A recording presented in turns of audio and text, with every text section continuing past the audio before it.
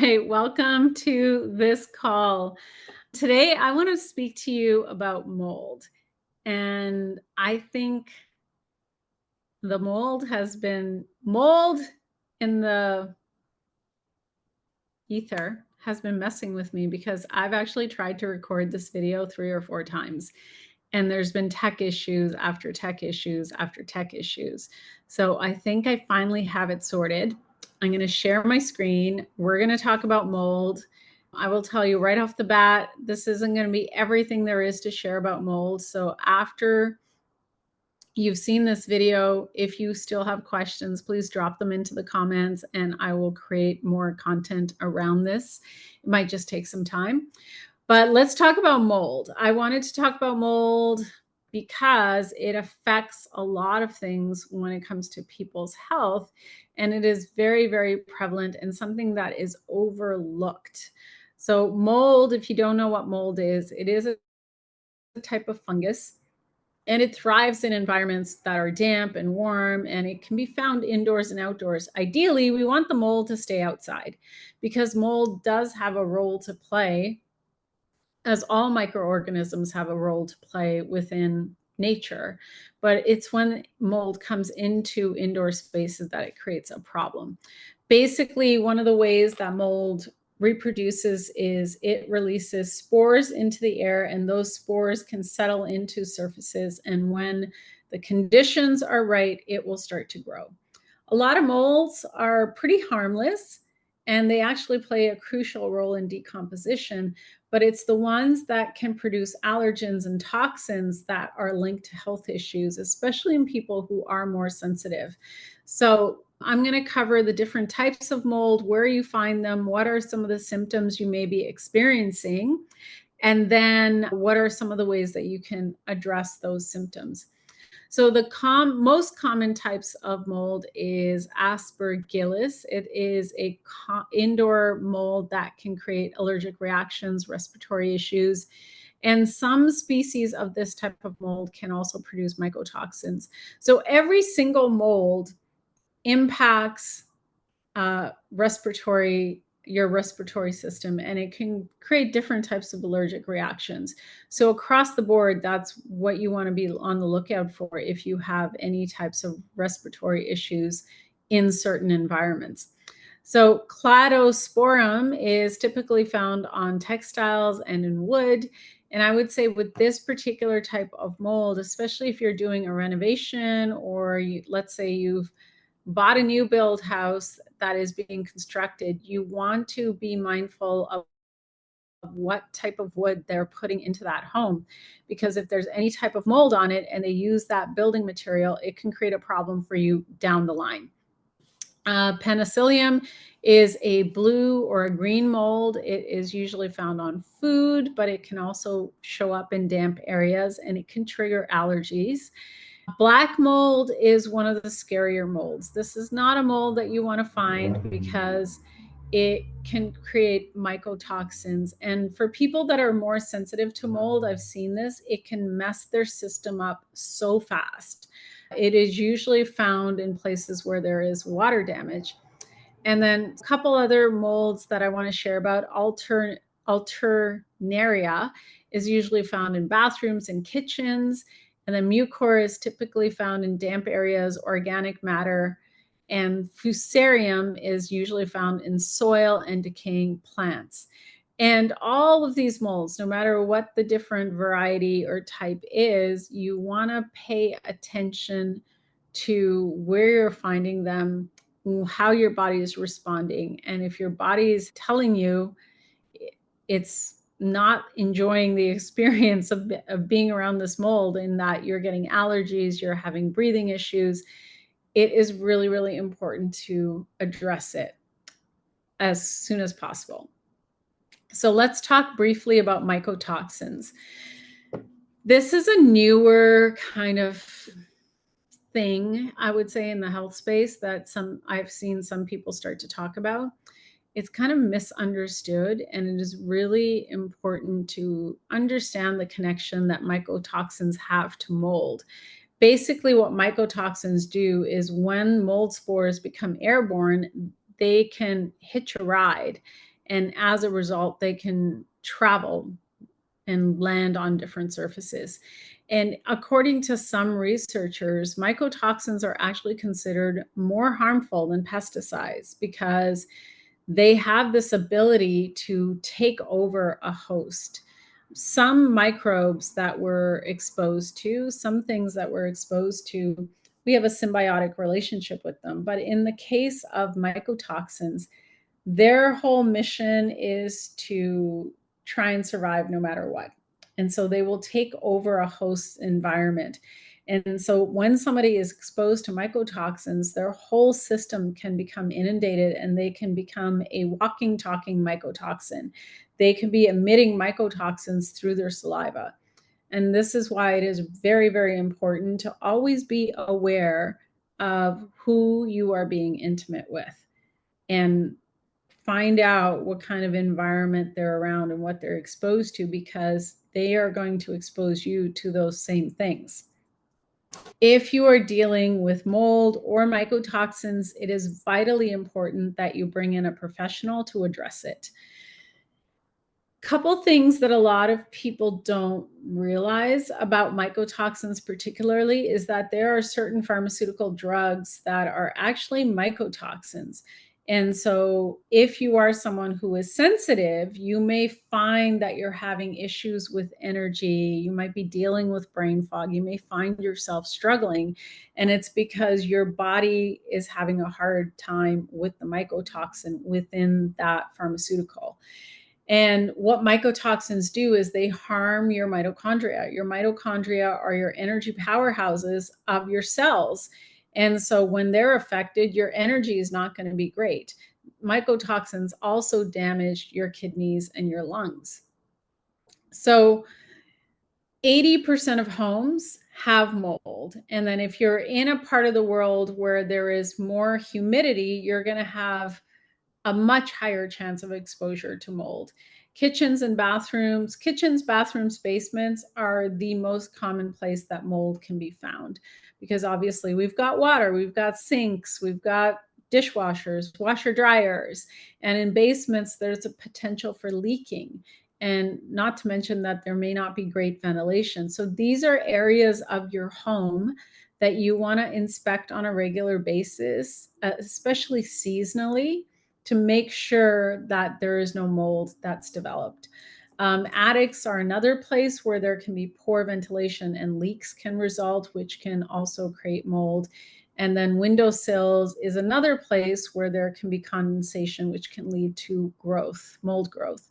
Carpets, upholstery, if you are someone who still has carpets, be very mindful if there's any water damage of any kind or something spills, make sure that gets cleaned up properly. Or if there are any mold spores in the area, you can definitely develop mold. And then of course, walls and ceilings, again, in areas where there might be water damage or where you might be, like, let's say there's a second floor and there's a bathroom and there's some type of water damage, that's an area there that has the potential for mold. And then the other thing is, obviously, if you've got a ceiling, attic, and then a roof, if there's any type of leak, that can create water damage as well. Air conditioning units, also something to be very, very mindful of. And so the best way that you can be proactive against mold and mycotoxins is keeping low humidity levels and just making sure that you're staying on top of cleaning. The symptoms of mold include like allergic reactions, so sneezing, runny or stuffy nose, itchy or watery eyes, skin hives or rashes. So be mindful when you're walking into different rooms in your home environment. If you're having a certain reaction, it could be that there's something in that area that has mold and your body is like telling you what's going on. Respiratory issues, so coughing, wheezing, shortness of breath, throat irritation. It is really, really important to not just take allergy medication and cover up these symptoms, but do your best to get to the source of why you're experiencing those symptoms within certain environments and address the environment rather than medicating yourself. if at all possible. Other symptoms you want to be on the lookout for are things like headaches, fatigue, sinus congestion, anxiousness or feelings of unrest, air hunger, joint pain, psoriasis. If you are someone who's dealing with some kind of a chronic health issue, exposure to mold or mycotoxins can actually make it more challenging to get healthy, because basically what your body is doing is it is having to deal with multiple threats at the same time. So generally, when we're dealing with a chronic health issue, we're also dealing with pathogens and parasites that are within the body that your immune system is trying to control. And then on the other hand, if you are exposed to molds and mycotoxins, that's also a foreign intruder. And so your body is trying to handle all of this stuff at the same time. Your immune system, rather, is trying to handle all this at the same time. And it can become overwhelming for your body. And it can actually create a situation where it's taking your body longer to recover. And then the other side of the equation is if you're exposed to a lot of toxic chemicals and heavy metals, your body's also trying to handle that. So there are these levels and layers of things that can be going on for an individual that is trying to get healthy. And this is why sometimes you may find that you're trying to you're doing all the right things, but you're not getting better, because it's just the toxic load bucket is too high and your immune system is trying to deal with too much. And so it's overwhelming. It takes more time. That's all, and patience. So, how to treat mold exposure? Ideally, whether your symptoms are mild or more serious, you want to actually remove yourself from the environment, because if your body is constantly inundated with the exposure, it's going to make it harder for your body to recover. So, ideally, if you can get rid of the exposure, that would be the best scenario. And then when it comes to cleaning the affected area, always important to work with somebody who is a professional, because they know how to handle it.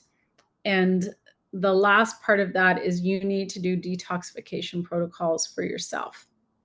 And then obviously, if you have very serious issues or like reactions to mold or mycotoxins, it's important to work with a practitioner that can understand what's happening with your body and prioritize the order in which things need to be addressed. And I know that when you're someone who's dealing with certain issues, you want it to just be fixed overnight. But it's important to have a very focused, systematic approach to getting things resolved. For myself as a practitioner, I have a few sort of things that I love to do.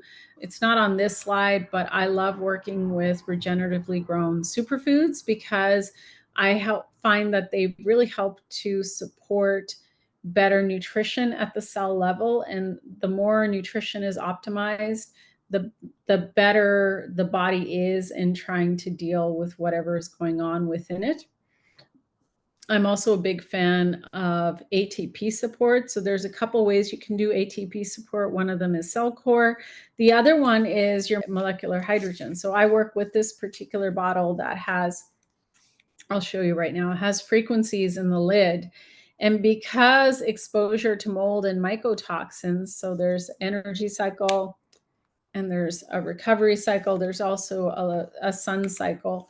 But basically, because mold attacks the or mycotoxins attack the mitochondria of your cells, hydrogen becomes really important, because molecular hydrogen upregulates the mitochondria. So if you are exposed to mold or mycotoxins and your energy is really impacted, we need to support your mitochondria so that your mitochondria can make ATP, an adenosine triphosphate.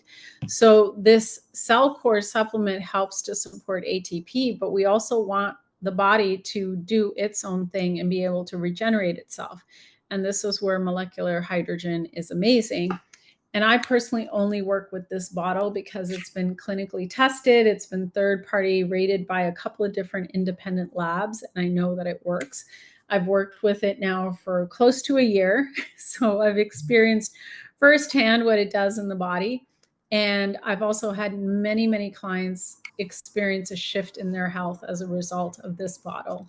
And I'll do a separate video talking about the bottle, but basically what it does is it has the ability to put frequencies into the water, and the water that it makes is molecular hydrogen water that is created at a low voltage. So it doesn't change the pH of the water at all, which is what we want. We don't want the pH of the water to become too alkaline either.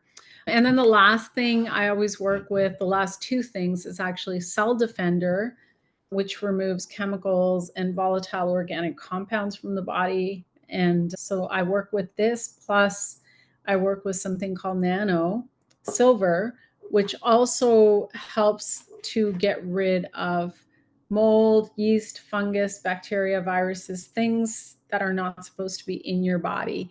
So I like to pair the Cell Defender with the Nano at the same time for those people who are affected by mold and mycotoxins. And this is obviously done over a period of time, and it's done slowly, gradually, because the issue with mold and mycotoxins is if you try to do too much too quickly, it can completely flood the body and create a healing crisis, which we don't want.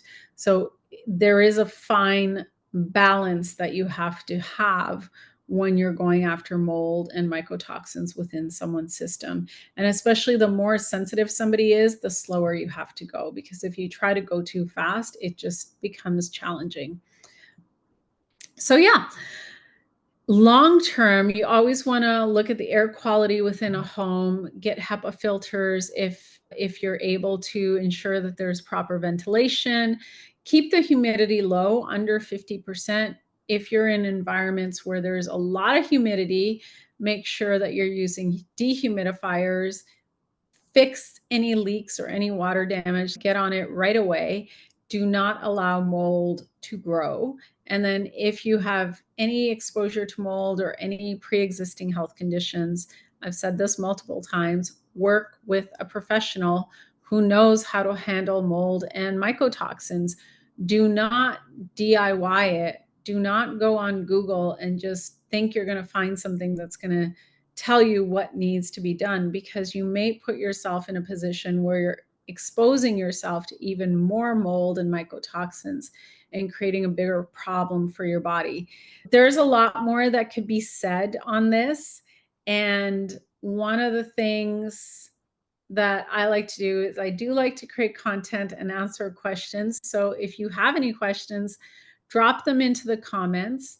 When it comes to if you have been exposed to mold or mycotoxins, I have my group membership Elevate, which goes step by step through detoxification protocols month by month by month.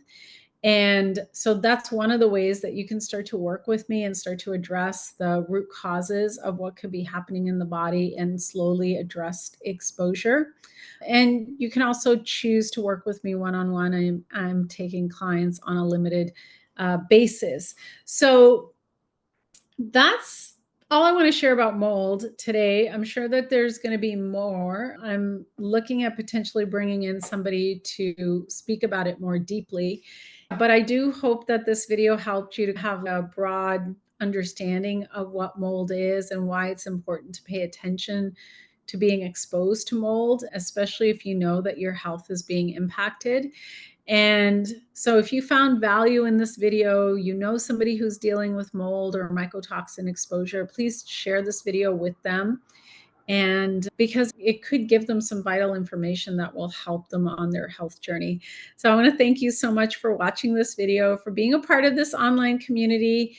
And I look forward to seeing you in the next video. Bye for now. Thanks so much for being here. I hope that you are enjoying the content on this channel. If you have not already done so, make sure that you subscribe and hit that notification bell so that you are notified every single time a new piece of content goes up.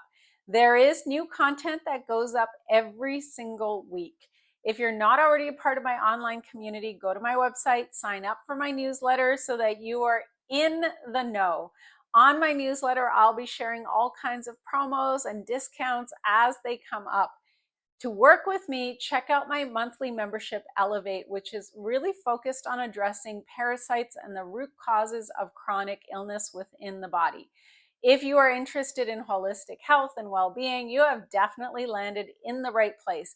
Thanks so much for being here, and I look forward to seeing you in the next video. Bye for now.